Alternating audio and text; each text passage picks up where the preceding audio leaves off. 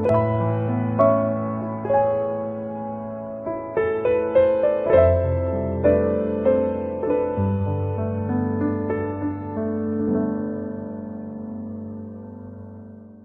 전도학교 말씀을 우리 함께 나누도록 하겠습니다. 기도합니다. 아버지 하나님, 영에 속한 자로 하나님의 인도를 받으며 하나님을 주인 삼고 하나님의 의를 향하여 나아갈 때 모든 것을 책임지시고 때를 따라 돕는 은혜로 베푸시는 그 능력 속에 있기를 원합니다. 특히 우리를 향한 구원을 이루신 그 은혜를 알며 우리를 통한 구원의 계획을 이루실 하나님의 능력을 체험하는 전도자의 삶을 살아가기를 원합니다. 특히 이 시간에 전도를 두고 함께 고민하며 기도하고 말씀의 인도를 받고자 하는 저와 우리 모든 전도자들 현장 위에 하나님의 나라가 임하는 시간 되게 하여 주옵소서. 살아계신 예수 그리스도 이름으로 기도하옵나이다. 아멘. 자, 우리 말씀을 보겠습니다. 고린도전서 2장 1절에서 5절까지의 말씀을 보니까, 형제들아, 내가 너희에게 나아가 하나님의 증거를 전할 때에 말과 지혜의 아름다운 것으로 아니하였나니 내가 너희 중에서 예수 그리스도와 그가 십자가에 못 박히신 것 외에는 아무것도 알지 아니하기로 작정했습니다. 내가 너희 가운데 거할 때에 약하고 두려워하고 심히 떨어노라. 내 말과 내 전도함이 설득력 있는 지혜 말로 하지 아니하고 다만 성령의 나타나심과 능력으로 하여 너희 믿음이 사람의 지혜에 있지 아니하고 다만 하나님의 능력에 있게 하려 하였노라. 아멘. 여기 4절에 보니까 내가 전도함이 설득력 있는 지혜의 말로 하지 아니하고 다만 성령의 나타나심과 능력으로 한다라고 되어 있습니다. 전도는 하나님의 능력이 나타나는 겁니다. 전도를 두고 항상 고민을 하는 큰 세 가지 질문이 있습니다. 뭘 말해야 되지? 두 번째는 어떻게 해야 되지? 세 번째는 어디로 가야 되지? 라는 질문을 제일 많이 합니다. 근데 사실상 이 세 가지 질문이 틀린 질문이거든요. 왜냐? 하나님께서 뭐라고 말씀하셨냐니까, 뭘 말해야 되냐라고 할 때 당연히 말씀을 전해야 되겠죠. 마태복음 10장 19절 20절의 말씀 보니까 예수님께서 12제자를 현장에 파송하시면서 하셨던 약속입니다. 너희를 넘겨줄 때에 어떻게 또는 무엇을 말할까 염려하지 말라.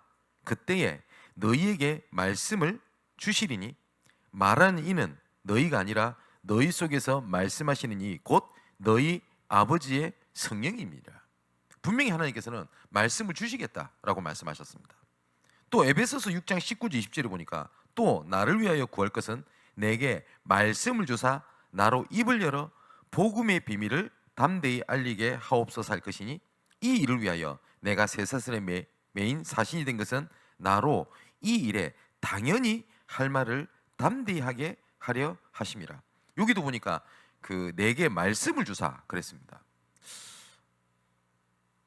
그래서 전도할 때 뭘 말해야 되겠냐라고 하는 고민은 안 해도 됩니다.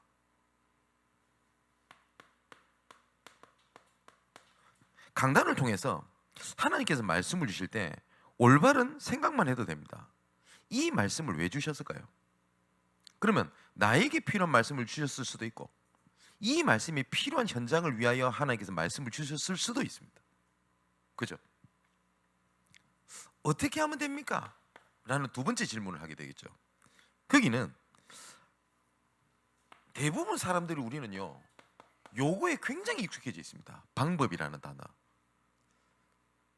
근데 성경에는 하나님의 방법이 뭐라고 되어 있냐? 성령의 나타나심 그랬습니다. 이걸 보고 성령의 인도라고 얘기를 합니다. 근데 많은 사람들이 얼마만큼 그 방법에 익숙하냐니까 어떻게 기도해야 됩니까? 방법을 묻습니다. 그죠? 기도가 뭡니까? 라는 본질을 얘기하지 않습니다. 묻지를 뭘 물어보냐? 어떻게 해야 됩니까? 그죠? 어떻게 치유받아야 됩니까? 그 치유의 근본이신 그리스도에 대한 질문이 없어요. 뭘 자꾸 묻냐? 방법을 묻습니다. 전도가 오해되어 있는 상황에서 전도를 어떻게 해야 됩니까? 라는 질문을 합니다. 틀렸죠? 근데 거의 대부분이 어떻게 해야 됩니까? 라는 질문을 합니다. 그런데 요한복음 14장 26절에 보니까 보혜사 곧 아버지께서 내 이름으로 보내실 성령 그가 너희에게 모든 것을 가르치고 내가 너희에게 말한 모든 것을 생각나게 하시리라. 그죠? 하나님께서 생각나게 하시겠다. 인도입니다. 또 하나님의 두 번째 방법이 능력이라고 되어 있습니다. 오늘 본문에 보니까요. 하나님의 말씀이 증거될 때에 성령께서 역사하십니다. 그죠?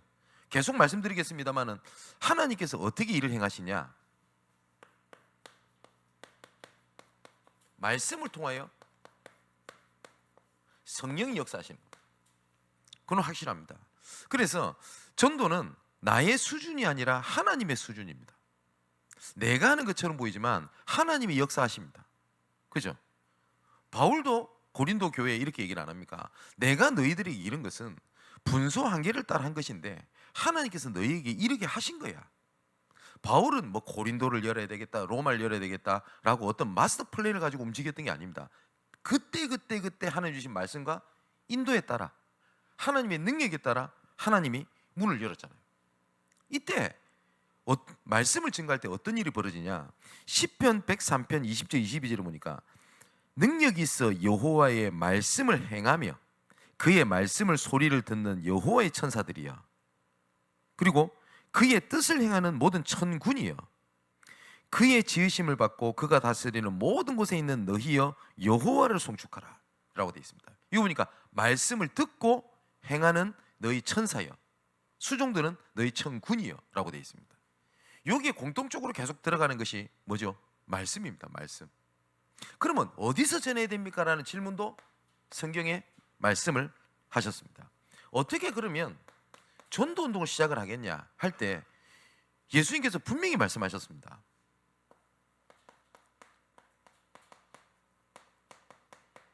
예루살렘을 떠나지 마라. 거기서 시작이야 라고 말씀하셨어요. 나는 여러 가지 질병 가운데 내가 복음을 하나님이 주셨다. 거기서 시작입니다. 그죠? 내가 청소년기 때 방황할 때 하나님께서 그때 내게 복음의 은혜를 주셨다. 그 현장에 하나님의 계획이 있는 겁니다. 가장 상처 속에서 하나님이 그때 임하셨다는 말은 거기에 하나님의 계획이 있다는 말이에요. 그죠? 애굽의 종되었던 곳 거기서 나와 미디안 강야에서 방황하고 있던 모세에게 나타나셔서 하나님께서 뭐라고 말씀하셨냐? 너는 바로 앞에 가라 라고 말씀하셨습니다. 왜냐? 거기에 하나님의 은혜가 시작되는 겁니다. 그래서 하나님께서 예루살렘을 떠나지 마라. 그러면 이게 뭐죠? 지난주에 전도학회 때도 말씀드렸지 않습니까? 나의 삶의 황금장입니다. 하나님께서는 나의 삶에 이걸 예배해 놓고 일을 진행하셨습니다. 그 약속대로 오직 성령이 내 임하시면 예루살렘과 온 유대와 사마리아와 땅끝까지 이르러 내 증인이 되리라 하시니라. 그 예루살렘이 나중에는 땅끝이라고 하는 하나님의 능력을 말씀을 하셨습니다. 그런데 거의 그때 당시에 대부분 예루살렘을 떠난 겁니다. 왜냐? 힘들거든요. 여기에 나오는 제자가 있지 않습니까? 누가복음 24장에 엠마오로 가는 두 제자가 있었다 안 합니까? 근데 그 두 물이 안 되고 두 제자입니다. 그래서 예루살렘을 떠나서 간 겁니다. 예수께서 동행하시나 그들의 눈이 어두워 예수께서 함께 하신 것을 보지 못하였도다. 그죠? 그때 주께서 말씀을 풀어주실 때, 자 보세요. 제가 계속 손을 짚는 이유가 주께서 말씀을 풀어주실 때에 우리의 마음이 뜨겁지 아니하느냐 하고 곧 그들이 어디로 돌아갔다고요? 예루살렘으로 돌아가니라. 그러면 엠마오로 가는 두 제자가 그 마가다라 방에 있었다는 말입니다. 그 성령 강림에. 그러면 이 두 제자가 누구냐? 한 명의 이름은 나와요. 글로바라고 하는 제자라는 이름이 나옵니다. 근데 나머지 한 명의 제자는 누구인지는 모릅니다. 근데 여러 가지 유추할 수 있는 것이 이름 모르는 제자일 수도 있고 글로바의 아내일 수도 있어요. 그 왜냐니까 예수님께서 그 요한복음 19장에 보면 십자가에 못 박혀 죽으실 때 글로바의 아내 마리아와 어머니 모친 마리아가 함께 있었다라고 하는 기록이 있습니다. 그러니까 엠마오로 가는 두 제자가 예루살렘에 가서 그 뭐죠? 마가다라 방에 임하셨던 성령의 충만함과 함께 있었을 뿐만 아니라 요한복음 19장 25절에 기록되어 있어요. 글로바와 그 아내라고 기록된 걸 봐서는 아마 엠마오로 가는 두 제자가 그 글로바라고 하는 제자랑 혹시 그 안에 마리아라고 하는 사람일 수도 있다라고 보기도 합니다. 어쨌든 그게 중요한 건 아니니까요. 예루살렘으로 돌아갔어요. 그러면서 두 번째 뭘 말씀하셨습니까? 그 계획이 확실하니까 기다리라 라고 말씀하신 겁니다. 그냥 기다리라고 안 돼 있죠. 내게서 들은 바 아버지께서 약속하신 것을 기다리라. 그것도 뭡니까? 말씀입니다. 그죠? 그래서 우리가 현장에 나갈 때 제일 중요한 것이 어디에서 복음 전할 것인가, 아니면 어디로 갈 것인가 보다 더 중요한 게 말씀을 붙잡는 게 그렇게 중요합니다. 그래서 그 현장 가서 사역할 시간도 바빠 죽겠는데 왜 캠프 때 그렇게 영상 메시지도 보고 진행자들이 메시지를 하냐? 말씀을 붙잡는 겁니다. 그죠?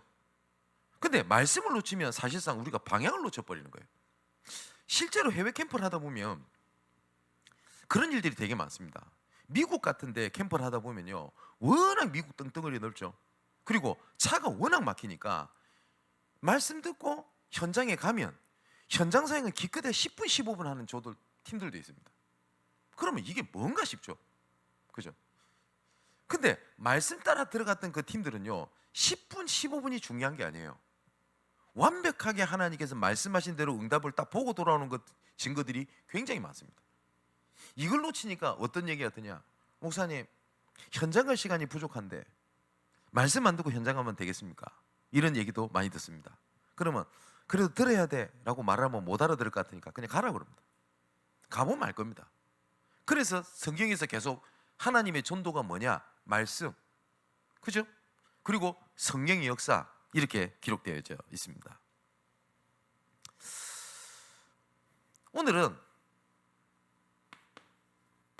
제가 지난주 말씀드린 대로 전도자의 사람 계획표에 대한 얘기를 좀 할 건데, 참고할 구절은 사도행전 17장 2절에 보면 이렇게 되어 있습니다. 바울이 자기의 관례대로 그들에게로 들어가서 새 안식일에 성경을 가지고 강론했다라고 기록되어 있습니다. 이 관례라는 것이 영어로는 매너라는 단어도 쓰기도 하고 커스텀이라고 하는 단어도 씁니다. 그래서 제가 요거를요 주석을 한번 찾아봤어요. 도대체 다른 학자들은 이 관례를 어떻게 봤냐라는 것을 주석을 새롭게 찾아봤거든요. 근데 이번에 찾으면서 좀 그렇구나 라고 하는 것을, 새로운 것을 한번 보게 됐어요. 뭐냐니까 바울이 사도행전 13장 1절에서 4절의 말씀을 보면 안디옥에서 선교사로 파송을 받게 되죠. 그러면 파송을 받자마자 바울이 가장 먼저 했던 바울의 전도의 관례가 뭘까요? 그것이 바울의 첫 번째 관례라고 주석을 단 걸 제가 봤어요. 찾아보니 뭐라고 돼 있냐? 사도행전 13장 5절에 살라미에 이르러 하나님의 말씀을 유대인의 여러 회당에서 전할세. 첫 번째 회당이라는 단어가 눈에 띄고요. 두 번째는 요한을 수행원으로 두었더라 라고 기록됐습니다. 뭐죠? 팀입니다. 그래서 바울이 그랬구나라는 것이 조금 확인되는 것이 있어요. 자, 그러면 전도자의 사랑 계획표라는 것은요, 전도 전략이 아닙니다. 뭐냐? 현장을 보는 눈입니다. 그걸 보고 망대라고 합니다. 내가 뭘 보냐에 따라서 판단이 다 달라져요. 그죠? 제가 매번 말씀드리지만은 목이 굉장히 목마른 사람에게 물 반컵이라고 하는 것은요, 물이 별로 없다 이렇게 보입니다. 목이 전혀 마르지 않는 사람에게는 물 반컵을 보면서 뭐라고 얘기를 하냐? 아직 반이나 있다라고 얘기를 합니다. 내 상태에 따라서 보는 게 다 달라져요. 그죠? 내가 기분이 좋으면 모든 게 긍정적으로 보이기도 하고요. 사람은 내가 기분이 안 좋으면 전부 다 부정적으로 보이는 게 우리 사람의 눈입니다. 그래서 전도자의 사랑 계획표는 내 기준으로 본다는 것이 아니지 않습니까? 그죠? 그래서 결국은 내 영적 상태에 따라서 보는 눈이 다르는데, 오늘은 딱 세 사람만 간단한 예를 들어보겠습니다. 첫 번째는 사무엘상 3장 1절에서 21절에 사무엘입니다. 이때 당시에 교회는요 거의 암흑시대였습니다. 전쟁시대가 됐잖아요. 어느 정도까지 하나님의 언약이 바닥을 쳤냐니까, 하나님의 언약궤를 빼앗겼음에도 불구하고 애통해하는 자가 없었어요. 어떻게 이런 일이 있습니까? 지금으로 치면 교회가 무너지고 복음이 없어지고 그럼에도 불구하고 아무런 반응이 없었던 시대예요. 이때 제사장이라도 정신 차려야 될 거 아닙니까? 제사장이라도. 근데 그 사무엘상 2장에 보면 그 뭐라고 기록되어 있냐? 언약궤 옆 자기 뭐죠? 의자에, 그 언약궤 옆에 의자에 앉았더라 라고 엘리 제사장이 기록되어 있습니다. 근데 3장에는 뭐라고 되어 있냐? 아예 갔어요. 집에 자기 처소에 누웠더라 라고 되어 있습니다. 근데 어린 사무엘은 뭐라고 되어 있죠? 언약궤 곁에 누웠더라. 딱 상반되죠. 그러면서 뭐라고 되냐? 그러나 아직 여호와의 등불은 아직 꺼지지 아니하였으며, 이렇게 기록되어 있습니다. 사무엘상은 사무엘이 지은 글입니다. 그럼 사무엘이 자기가 본 것을 지은 겁니다. 엘리가 어떻다, 언약궤를 빼앗겼다, 시대가 어떻다, 그걸 대부분 봤는데 사무엘은 뭘 봤다고요? 여호와의 등불을 아직 꺼지지 아니했다, 그걸 봤다고요. 다른 걸 본 겁니다. 그랬더니 뭐라고 되어 있습니까? 그 나중에는 하반절에 보니까 여호와께서 그와 함께 계셔서 그의 말이 하나도 땅에 떨어지지 않게 하시니, 사무엘의 말이 땅에 떨어지지 않았다고 되어 있습니다. 하나님의 말씀이 땅에 떨어지지 않았다라고 하면 이해가 될 건데요, 사무엘의 말이 떨어지지 않았다는 겁니다. 그러면 사무엘의 언약의 고백을 얘기를 하죠. 또 뭐라고 되어 있냐? 마지막에 여호와께서 말씀으로 사무엘에게 자기를 나타내시니라. 다른 걸 본 겁니다. 또 한 사람을 얘기 드리겠습니다. 이사야 6장 1절 13절에 이사야입니다. 제가 이 부분 말씀드렸죠. 주일에도 말씀드렸는데 여기에 우시야 왕이 죽던 해에라고 되어 있습니다. 우시야 왕이 유다 시대의 최고의 전성기라고 부릅니다. 50몇 년간을 통치를 했으니까요. 이 우시야 왕이 유대인의 왕이 섰을 때 굉장히 소망을 가졌던 게 맞습니다. 여러분 아시다시피 이스라엘이 이렇게 나눠지는데요, 북이스라엘은 아수르한테 포로가 되고 멸망을 당하게 되고요, 남유다는 바벨론에게 포로를 당하게 됩니다. 이 부분은 이번 주일날 성경 배경을 설명하면서 다시 한 번 더 설명을 드릴 겁니다. 이 아수르가 수도를 중심으로 해서 공격을 합니다. 이 북이스라엘 수도가 어디냐? 우리가 많이 듣던 사마리아입니다. 사마리아. 바벨론은 남유다 예루살렘이죠. 이렇게 두 개가 나눠지는데 르호보암, 여로보암 이렇게 해서 나눠지게 됩니다. 근데 이렇게 나눠지면서 그 레위 지파 사람이 단 한 명도 북이스라엘은 있질 않습니다. 레위 지파가 뭘 담당하죠? 예배 담당이죠. 그러니까 북이스라엘은 사실상 언약의 흐름이 다 끊겨져 버린 겁니다. 다 끊어졌어요. 근데 그나마 남유다는 레위 지파가 있었고 하나님의 복음의 언약의 흐름을 이어가게 됩니다. 그렇다 보니 포로 시대 때 그 선지서들을 보면 대선지서, 소선지서 이렇게 돼 있잖아요. 그럼 분리를 하다 보면 북이스라엘 그 시대 때 활동했던 선지자, 남유다 때 곳에서 활동했던 선지자, 그리고 몇몇 선지자는 양쪽에서 다 활동을 했던 선지자의 글이 대선지서, 소선지서 이렇게 기록됩니다. 좀 이해가 되십니까? 근데 요 남유다에는 그래도 조금 선하고 하나님께서 원하시는 왕들이 일어나게 돼요. 뭐 히스기야라든지 요시야라든지 오늘 얘기했던 우시야 왕이라든지 이런 왕들이 일어나게 됩니다. 근데 이 우시야 왕이 시작은 좋았는데 결말이 안 좋아요. 너무 너무 전폭적인 백성들이 지지를 받았고, 그리고 하나님과 동행했던 사람이었습니다. 그리고 이 우시야 왕은 스가랴 선지자 밑에서 말씀을 어릴 때부터 배웠던 왕이었어요. 귀하죠.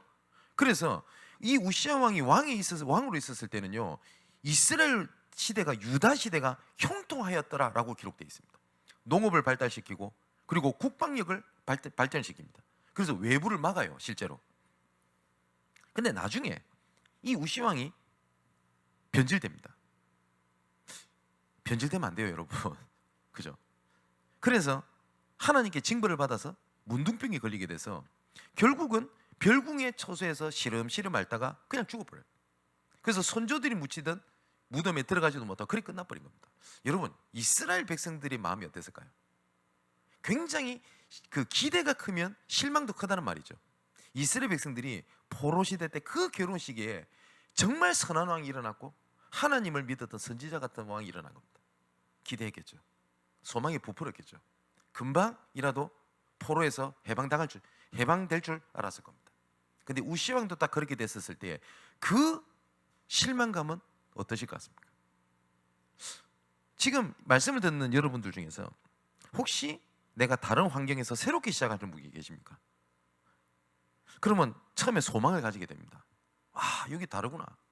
저분은 다르구나. 그렇지 않다라고 하는 걸 발견됐을 때의 그 절망감은 어떻게 생각하십니까? 네, 더 타격이 클 겁니다. 그죠? 그 말입니다. 우시야 왕이 죽던 해에, 그리고 이사야 말입니다. 내가 본즉 분명히 봤대요. 뭘 봤냐? 높이 들린 보좌에, 주께서 높이 들린 보좌에 앉으셨는데 그의 옷자락은 성전에 가득하였고 서랍에 모시고 섰는데 각기 6날개가 있어 그 둘로는 자기 얼굴을 가리었고 그 둘로는 자기의 발을 가리었고 그 둘로는 날며 서로 불러 이르되 거룩하다 거룩하다 거룩하다 만군의 여호와여 그의 영광이 온 땅에 충만하도다 하더라. 자, 이사야는 다른 걸 봤습니다. 그때 하나님의 말씀이 임한 겁니다. 어떤 말씀이냐? 누가 나를 위하여 갈고? 현장을 향한 하나님의 통함이죠. 그때 이사야의 고백입니다. 주여, 내가 여기 있사오니 나를 보내소서. 그래서 너만으로 안 돼. 그래서 하나님이 말씀하신 게 뭐죠? 거룩한 씨, 이 땅에 그루터기를 말씀하시게 됩니다. 자, 한 명을 더 예를 들어 볼게요. 골로새서 4장 2절 4절에 바울의 고백입니다. 기도를 계속하고 기도에 감사함으로 깨어 있으라.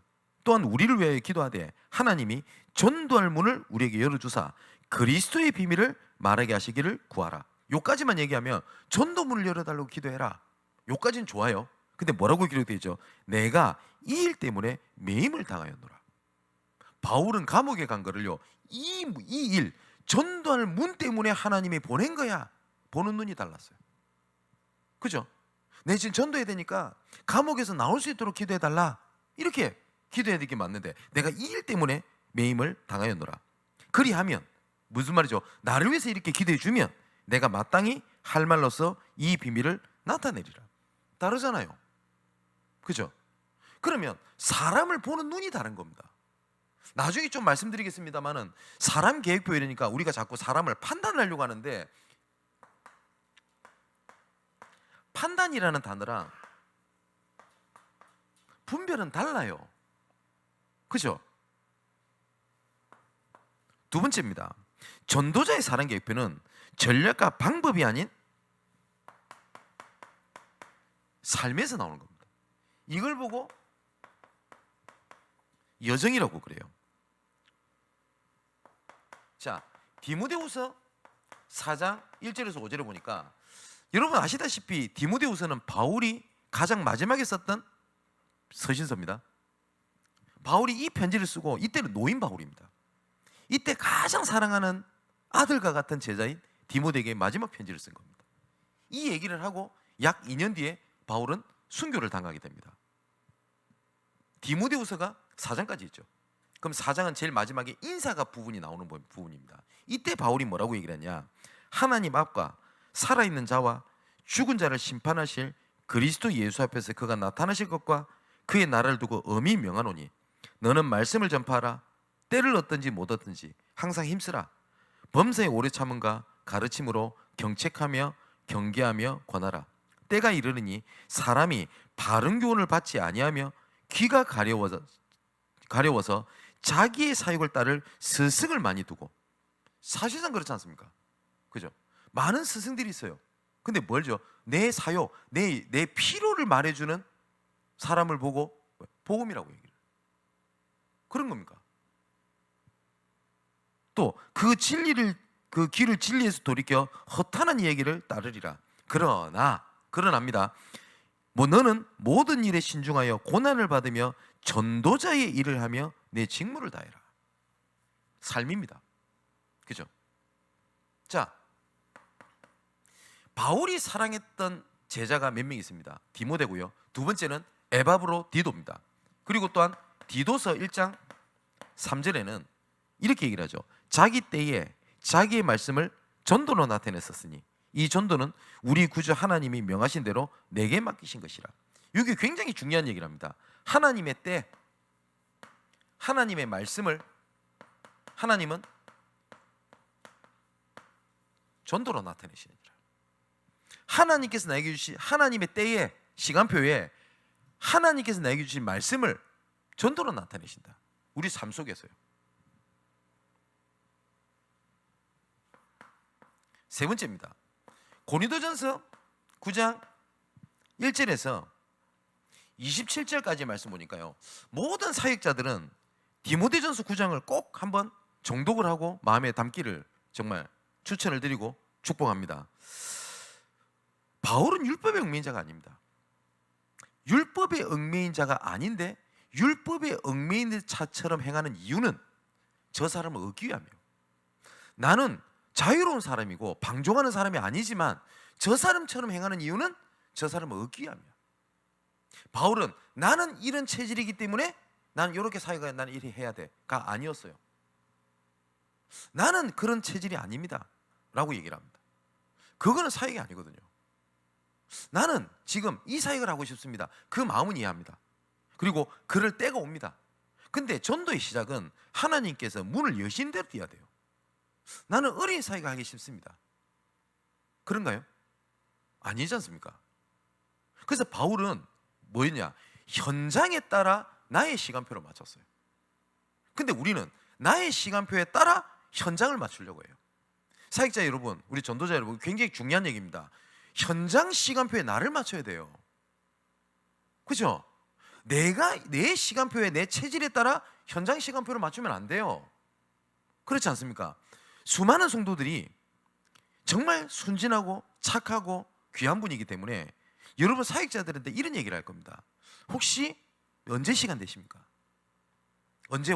혹시 언제 시간 되십니까? 시간 되실 때 와주십시오 라고 얘기를 합니다.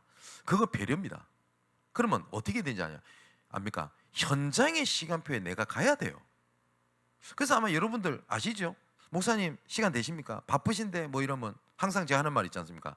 저 맨날 놉니다 그러잖아요. 그럼 제가 진짜 놀 거예요? 아니죠.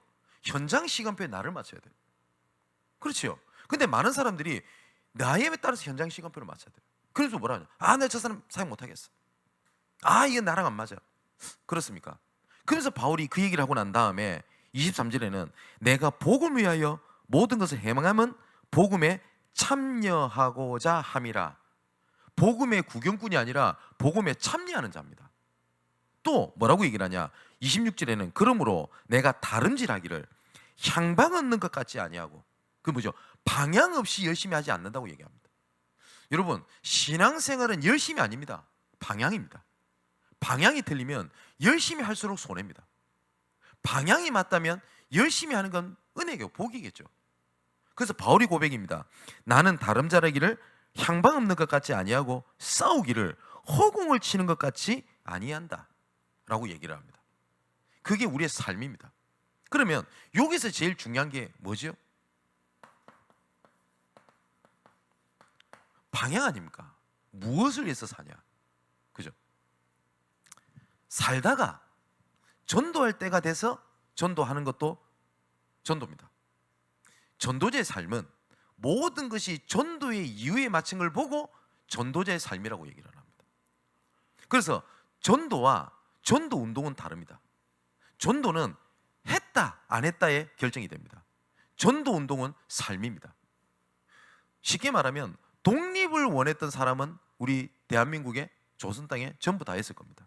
하지만 전도 운동을 했던 사람은 소수였습니다.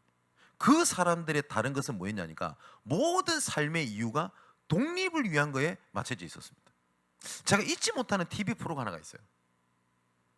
잊혀져 있던 독립운동가를 찾아내는 이런 역사 프로그램이었습니다. 제가 역사를 좋아하니까요. 어떤 할머니가 와서 자기 돌아가신 아버지 얘기를 해요.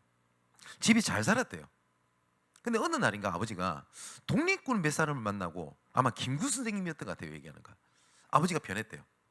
그래서 독립운동가들에게 독립 자금을 대준 겁니다. 근데 가족들이 싫어했답니다. 왜냐니까 당장 일본의 압박을 받잖아요. 그리고 너무 많이 도와주니까 집안의 가계가 기울어버린 거예요. 그래서 그렇게 잘 살던 집안이 먹을 것도 좀 부족하고 이제 눈치 보이고, 그래서 어머니도 그렇고 자녀들도 그렇고 아버지한테 항의를 했대요. 좀 자제했으면 좋겠다. 그랬더니 아버지가 아무 말씀 안 하시더랍니다. 근데 그때부터 아버지가 도박을 하시더래요. 그래서 도박으로 모든 재산을 다 탕진 다 해버렸다. 그리고 돌아가셨대요. 그래서 이 딸은, 아버지는 도박꾼이었고 아버지는 상처가 다 가득했다. 근데 나중에 역사를 발굴하다가 이분의 업적을 찾아낸 거예요. 가족들이 이해를 못하니까 독립 자금을 대준 걸 어떻게 했냐? 그 도박 자금으로 그 보이게 만들어 가지고 모든 전 재산을 독립운동가를 위하여 다 갖다 바친 거예요. 가족들이 이해를 못하니까요. 그래서 나는 도박으로 탕진한 거야. 자기 일명 스스로 누명 쓰고 돌아가셔버린 거예요. 참 가슴 찐하죠. 그러면서 이 마지막에 이 할머니가, 딸이죠, 이런 얘기를 했습니다. 우리 아버지는 숨 쉬는 것조차도 독립을 위해서 살았습니다. 그런데 그 단어가 제 가슴속에 딱 들어왔어요. 여러분, 독립을 원한 거랑 독립운동은 다르잖아요. 우리는 전도를 하자는 게 아닙니다. 전도는 누구든지 합니다. 그죠? 하지만 전도운동은 아무나 하는 게 아닙니다. 다락방 전도운동은 전도를 잘하자는 게 아닙니다. 누구는 다락방에 전도를 잘한다? 예, 뭐 나쁜 말은 아니지만 잘못 봤습니다. 우리가 하자는 거는 전도운동을 하자는 겁니다. 밥을 먹어도 전도를 위하여, 맞죠? 학업을 위해도 전도를 위하여. 그렇지 않습니까? 정말 영에 속한 사람은 뭡니까? 하나님의 영광을 위하여. 그 말입니다. 예수님께서 이런 말씀하셨습니다. 믿지 않고 행하는 모든 것은 다 죄니라. 그죠? 그러면 믿고 행하는 모든 것은 하나님의 영광이 된다, 이 말입니다. 그러면 우리 삶의 방향을 점검해 보면 돼요. 사랑 계획표라는 게.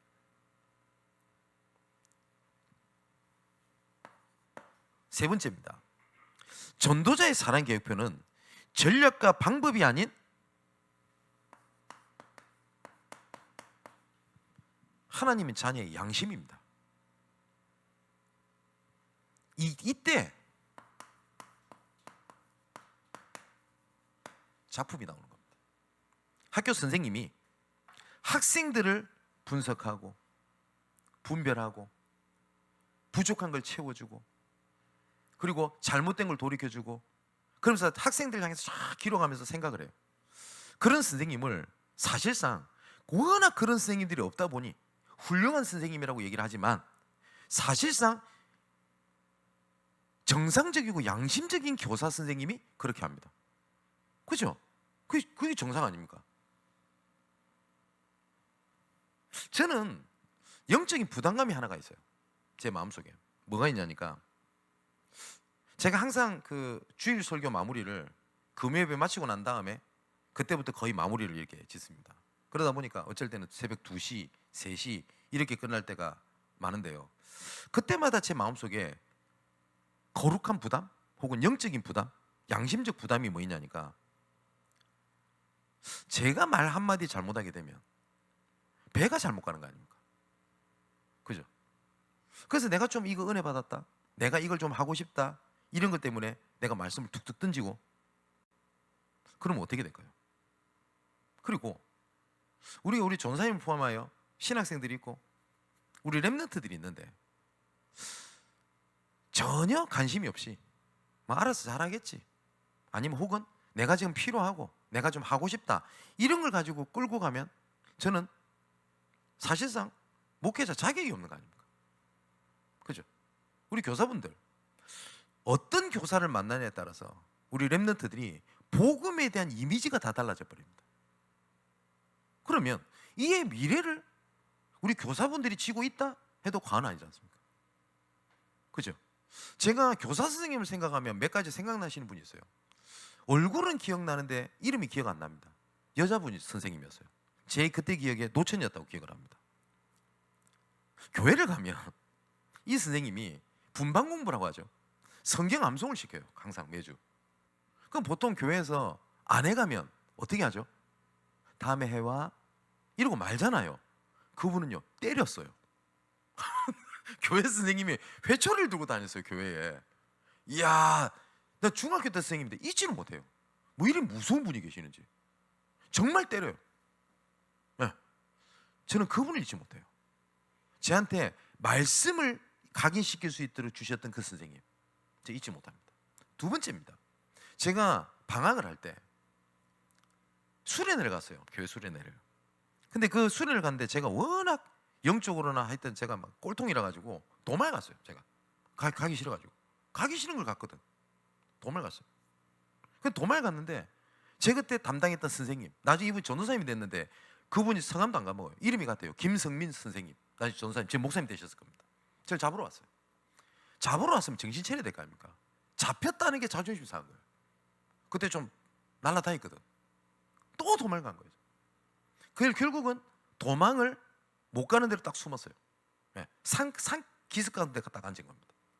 근데 희한하죠. 그때 왜 저한테 그런 마음이 드는지 모르겠는데 그 하나님 시간표였던 것 같습니다. 너무 제가 비참한 거예요. 내가 뭐 하는 건지 이 자리에서. 그때 집안에는 막 아버지 막 입원하지, 어머니 입원하지, 경제적 어려움 막 오만 것 때만 그 문제가 딱 와 있는데 그때 제가 툭 던졌던 얘기가 있습니다. 하나님이 살아계시다면 저와 우리 가정을 살려주십시오. 그때 그러고 있다가 너무 추워요. 여름인데도 내려온 거예요. 근데 그 선생님이 저를 딱 끌어안고 또 도망갔나 이래 안 하셨어요. 그 선생님이 저를 딱 보시더니 아무 말 안 하고 저를 딱 안아주세요. 남자 선생님.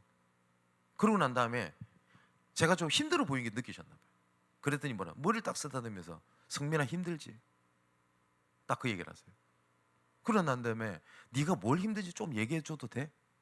근데 이게 그냥 제가 얘기했어요. 근데 잊지 못하는 게 그 선생님이 저를 위해서 울어요.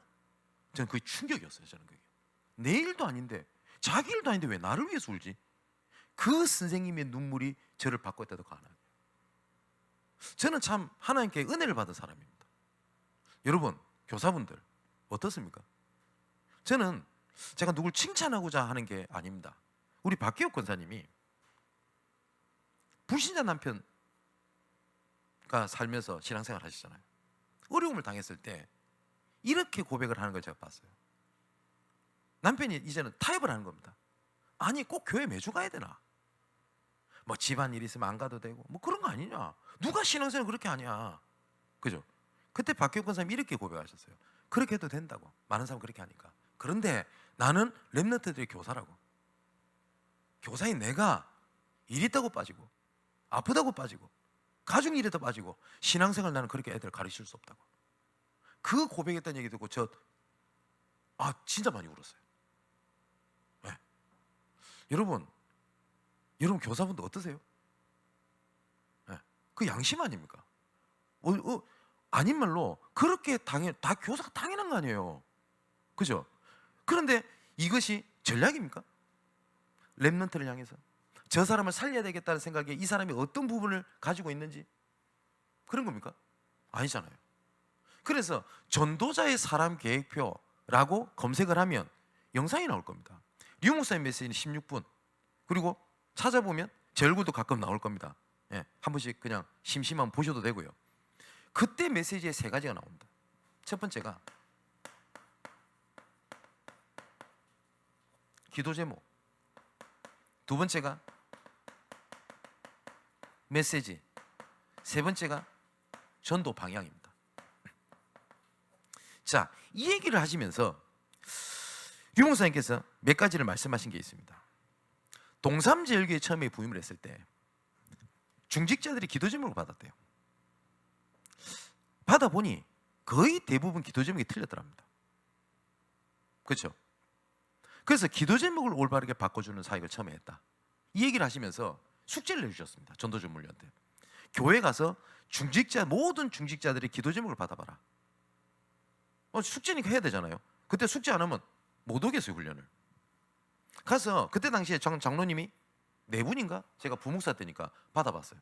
제가 두 가지를 느꼈어요. 첫 번째는 정말 이분 괜찮은 분이다 라고 생각을 했던 장로님인데, 기도 제목을 받아보니 기도 제목이 좀 어이가 없어요. 야, 이런 육신적인 기도 제목이 하나? 이런 걸 하나 느꼈고요.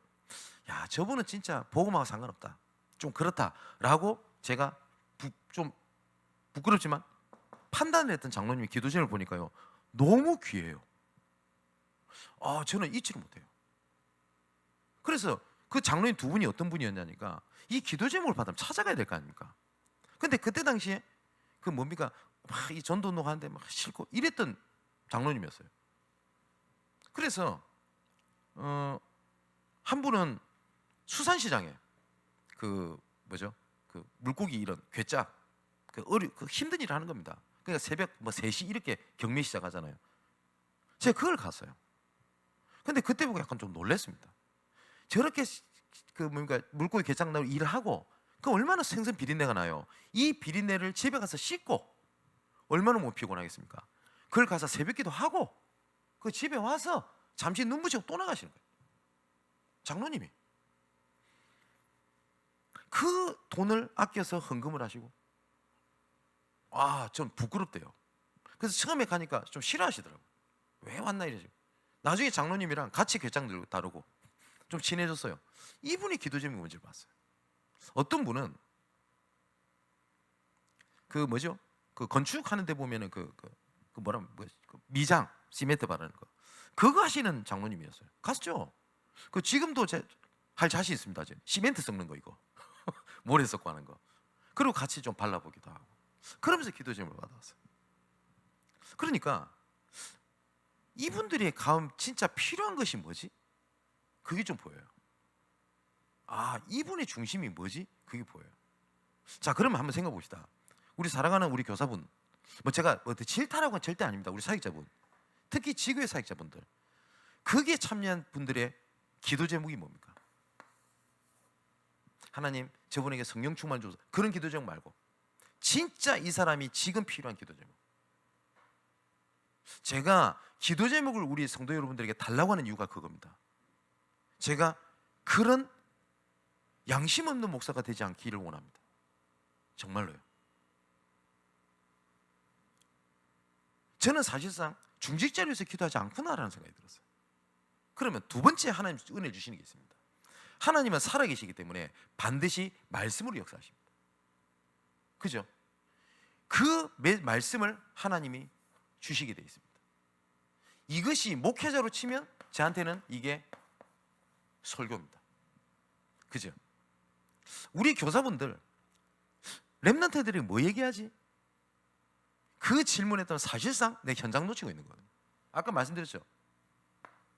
네 말할 것을 주시겠다. 그렇지 않습니까? 세 번째가 이 사람을 향한 전도의 방향이 있어요. 그러면 제가 항상 하는 질문이 하나가 있습니다. 이게 통하지 않으면, 말은 예를 들어 대화가 안 되는 건 아닌데 깊은 대화는 안 될걸요. 그러면 이런 질문을 꼭 해봐요. 내가 만일에 저 일을 하고 있다면 저 상황에서 어떻게 전도운동을 했을 것인가? 제가 그때 아까 말씀드렸던 이 장로님들, 이거 물고기 개짝 나는 거 있잖아요. 내가 이 수산시장에서 일하고 있는 상황에서 다락방 어떻게 할 건가? 막막하대요. 모르겠더라고요. 그런데 이분 앉혀놓고 전도해야 됩니다, 다락방이 어떻습니다, 팀장이 어떻습니다, 말은 틀리지 않대요. 말은 틀리지 않았어요. 근데 뭐가 안 통해요? 마음이 안 통하는 겁니다. 제가 그러고 있다는 걸 알았어요. 그래서 제가 청년부 담당할 때 모든 청년들 직장을 다 들어가 봅니다. 그러면 다른 사람은 훌륭한 목사인데, 그 훌륭한 목사가 아니라니까요. 양심.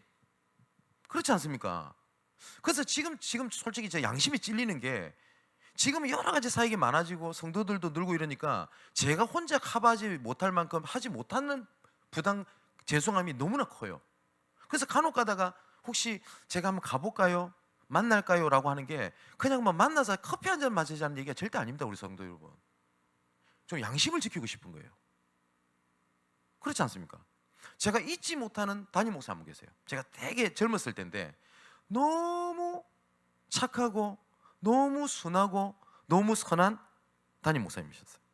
근데 이분이 교역자들 앞에서 그렇게 불같이 화를 내는 게 딱 하나가 있어요. 지금 돌아가셨습니다. 소천하셨는데 뭐 했냐니까, 교역자 회의를 할 때 목사님 어떤 성도가 그 뭐죠, 이번에 그 뭐 암에 좀 진단을 받아서 입원을 하셨답니다 라고 얘기를 하잖아요. 그게 교역자들이 모르고 있었어요, 그 상을. 아니 어쩌면 맞는 말 아닙니까? 뭐 한두 명도 아니고, 교회가 크든 작든 그게 다 알려지지가 않거든요. 그리고 또 말을 안 하면 어떻게 합니까? 우리가 변명거리도 있어요. 그러면요, 목사님이 진짜 성기죄가 집어드셨어요. 목회 세상하지 말라고, 어디 가가지고 설교 잘하고. 저는 그분의 음성이 저 지금도 귀에 생생해요. 그 양심 아닙니까? 뭐 설교를 한다 뭐 한다, 그거는 나중 일이고, 그죠? 그러면 어떻게 그러면 전도자의 사랑계획을 쓸 것입니까? 라는 얘기는 오늘 하지 않고 차차 좀 얘기를 좀 해보겠습니다. 방법이 아니라고요. 방법이 아니라 보는 눈이다. 전도자의 사랑계획표는 방법이 아니라 내 삶 속에서 찾아내는 거다. 그죠? 전도자의 사랑계획표는 양심이다. 그럼 마지막입니다. 결론. 이 얘기는 조금 몇 주간 계속하게 될 겁니다. 바울이 자기의 갈래리로 들어가서 새 안식일에 성경을 가지고 강론했다라고 되어 있죠. 이 바울의 갈래 중에서 제일 중요한 키 중의 키는 팀 구성이었습니다. 팀 구성은 누구와 함께 갈 거냐, 그죠? 팀이 돼야 되니까. 그리고 혼자 사역 잘하시는 분도 있습니다. 근데 팀 구성이 응답을 받을 때 그 응답의 확산력은 굉장히 큽니다. 두 번째, 누구를 통하여 현장을 들어갈 것인가. 딱 이 두 가지를 생각하시면 됩니다. 그러면 이 함께하는 사람들의 달란트죠. 그리고 이 사람과 함께하는 사람을 주위에 있는 문을 찾는 겁니다. 사역자가 얼마든지 있습니다. 얼마든지. 근데 거의 대부분 사역자들이 사랑 계획표가 없이 뭘 하냐, 이 사람 그 한 사람만 보고 사역을 진행을 해요. 그러다 보니까 말을 알아듣는다 못 알아듣는다, 응답이 있다 없다, 그걸로 끝나버린 거예요. 그런데 누구를 통하여 들어갈까 했었을 때 그 뒤에 있는 지역과 전도의 밭이 있단 말이에요. 그죠? 대상자는 이걸 못 보더라도 사역자는 이걸 보고 있어야 돼요. 사역자는. 이번에 어떤 현장을 갔더니 어떤 분이 얘기를 해요. 자기 딸에 대한 얘기를 딱 해요. 그래서 제가 어떤 생각이 들었냐, 혹시 이때가 시간표일 수 있겠다. 그래서 쭉 저한테 그 상황을 얘기를 하더라고요. 그래서 똑같이 얘기한 겁니다. 3월 달에 D-Day를 정해서 이제 만나볼 준비를 나랑 시작하는 것이다. 그리고 이제 나도 기도하겠다. 그죠? 얼마든지 있어요. 얼마든지. 그렇지 않습니까? 내가 혼자 들어가는 사역이 있겠죠. 그러면 항상 생각해요. 누구와 함께 시너지를 할 것인가. 그죠? 아무나 데리고 가는 게 아니잖아요. 두 번째, 대상자의 뒤에 어떠한 문이 있나. 근데 이 문이 어쩔 땐 사건으로, 어쩔 땐 좋은 일로, 어쩔 때는 무반응으로 오게 됩니다. 이걸 보고 우리가 사건 키퍼라고 얘기 들었지 않습니까? 어떤 데는 좋은 반응이 올 때가 있어요. 그러면 좋은 반응이 올 때는 전체가 들을 수 있도록 페스티벌 형태로 파고 들어가는 거고요. 핍박의 반응이 왔을 때는 분명히 제자가 있다는 믿음을 가지고 눈에 보이지 않는 누룩 전략으로 파고 들어가는 겁니다. 얼마든지 있어요. 무반응일 때가 있거든요. 그때는 거의 다 포기를 해버려요. 안 되는 것 같다 이러면서. 그죠? 그때는 뭐냐, 하나님의 계획이 보일 때까지 지속하는 겁니다. 우리는 지속하지 못하는 체질들이 많이 있어요. 방법은 되게 찾아요. 근데 지속을 못해요. 실제로 바울이 사도행전 9장에 다메섹에서 그 예수 그리스도를 만나고 난 이후에 사실상 예루살렘 교회 지도자들에게 환영을 받지 못합니다. 충분히 그럴 만한 게, 이때 당시에 바울이라고 하는 존재는요, 진짜 공포의 대상이었고 원수였어요. 그럼 우리 식으로 말하면 뭡니까? 그 김정은이가 갑자기 탈북해가지고 우리 양문교에 딱 앉아 있어요. 그래가지고 뭐 하고 있냐? 예수는 그리스도 모든 문제 해결자. 목사님과 함께 전도운동 하겠습니다. 제가 믿길까요? 저 뚱땡이 언제 핵 쏠 줄 모르는데. 그냥 그런 상황이라. 그래서 사실상 바울은 환영을 받지 못하고 집으로 돌아가게 됩니다. 길리기아 다수죠. 그리고 난 다음에 사도행전 11장에 안디옥에 그 교회가 세워졌다는 얘기를 듣고 바나바가 가자마자 바울을 데리고 올라오게 됩니다. 그리고 함께 사역을 하게 되니 1년 동안 했다고 되어 있습니다. 그때 비로소 그리스도인이라 일컬음을 받게 되었더라 라고 기록되어 있죠. 그리고 사도행전 13장에 선교사로 파송을 받게 됩니다. 이 기간이 8년입니다. 우리는 그냥 싹 지나가는데 8년입니다. 모세는 40년입니다. 그리고 요셉은 꿈을 꾼 때가 17세라고 분명히 성경에 기록되어 있습니다. 총리가 되었을 때가 약 30세로 봅니다. 그럼 13년이 걸렸어요. 네. 근데 다락방 1년에도 안 됐던데 여러분 그렇습니까? 우리 애는 뭐 1년 동안 랩너트 대회도 가고 뭐 수련회 갔는데 안 돼. 그런가요? 모르는 겁니다. 네. 어떤 면에서 큰 그릇은 늦을 수도 있어요. 그죠? 거의 지속을 안 합니다.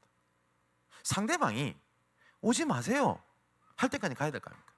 상대방이 오지 마세요는 말 안 했어. 자기가 지레 판단을 당하는 겁니다. 제자 아니야? 내 기준에. 그렇지 않습니까? 그게 팀 구성입니다. 얼마든지 있습니다. 그리고 교회 안에도 얼마든지 많습니다. 찾아보면. 근데 이거 교회에 있는 사람들끼리 다락방을 서로 하고 하라는 말이 그것을 얘기하는 게 아닙니다. 해야 되겠죠. 뭘 봐야 돼? 문이 얼마든지 있어요. 함께 할 사람. 그죠? 어떤 새신자 랩런트가 왔다. 좋은 거죠. 감사하죠. 뭐 교회 분위기도 살겠죠. 그 뒤에 어떤 맛이 있겠냐? 그 가족, 친구, 학교 얼마든지 있어요. 그게 사랑교육입니다.